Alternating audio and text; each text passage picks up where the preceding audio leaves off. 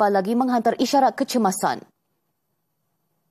My name is Zizi Kirana. I am a citizen of Malaysia. If you're watching this video, it means I have been abducted and taken against my will by Israeli forces. Our humanitarian mission was peaceful, non-violent, and fully in compliance with international law. I urgently appeal to Malaysia government, especially Yang Amat Berhormat Prime Minister of Malaysia, Datuk Seri Anwar Ibrahim, to demand my immediate and unconditional release. Thank you. Perkara itu disahkan apabila video SOS milik Zizi Kirana dan Farah Lee serta beberapa aktivis Malaysia telah dimuat naik di laman media sosial. Mereka turut meminta bantuan kerajaan Malaysia khususnya Perdana Menteri Datuk Seri Anwar Ibrahim agar dapat menuntut pembebasan mereka.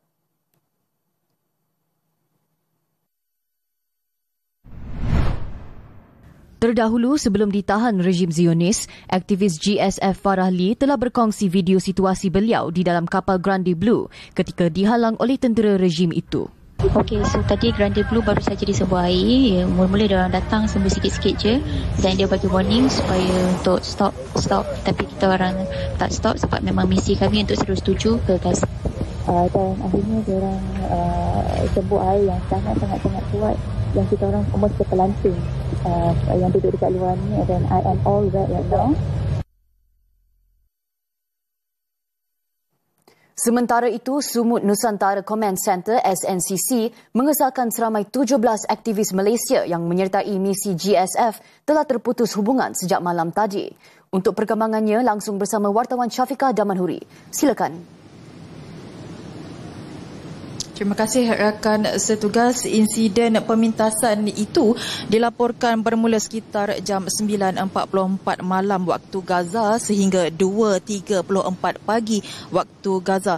Dan antara kapal yang dipintas, kita beralih ke skrin di sebelah saya ini, iaitu 5 kapal: Alma, Sirius, Huga, Grande Blue dan Hio. Dan ia melibatkan 12 warga negara Malaysia iaitu aktivis yang dalam pelayaran Global Sumut Flotilla ke Gaza, iaitu kita boleh lihat gambaran di dalam bulatan berwarna kuning dan berserta segitiga berwarna merah itu Alma Musa Nuwairi, Alma juga Ilya Balkis, Alma Sul Aidil, manakala di kapal Huga Zizi Kirana dan kapal Grande Blue Nur Farahin Romli atau lebih dikenali sebagai Farah Lee dan juga Danish Nazram.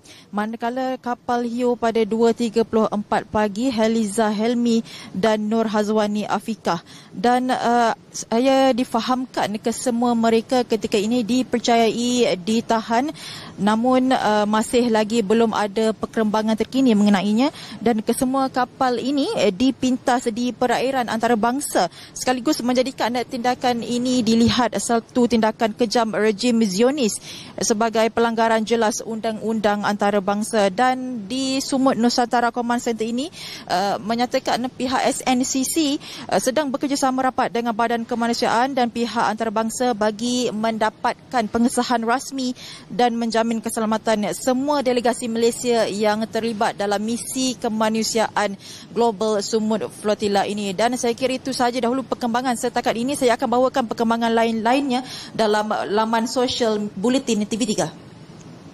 Terima kasih Syafiqah atas perkembangan tersebut. Dalam pada itu, Perdana Menteri Datuk Seri Anwar Ibrahim mengutuk sekeras-kerasnya tindakan rejim Israel memintas kapal misi kemanusiaan berkenaan. Tegasnya, kapal GSF yang membawa sukarelawan tidak bersenjata dan bekalan bantuan penting itu tidak sepatutnya disekat atau diganggu. Menerusi hantaran Facebook, beliau menyifatkan tindakan Israel bukan sahaja memperlekeh hak asasi rakyat Palestin, malah menginjak nurani masyarakat dunia yang kini tidak lagi bersama Israel. Katanya GSF melambangkan solidariti, belas kasihan dan harapan untuk memberi kelegaan kepada mereka yang hidup di bawah cengkaman rejim Zionis. Justru Malaysia akan mengambil segala langkah yang sah dan berasaskan undang-undang bagi memastikan Israel dipertanggungjawabkan, terutama melibatkan rakyat negara ini. Tegas Datuk Seri Anwar lagi, keselamatan dan maruah rakyat adalah keutamaan dan tidak akan membiarkan ia dikompromi tanpa sebarang tindakan.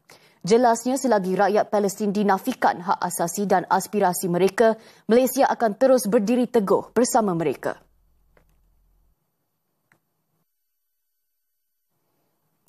Kerajaan bersetuju memberikan hak kelayakan tambahan subsidi budi madani RON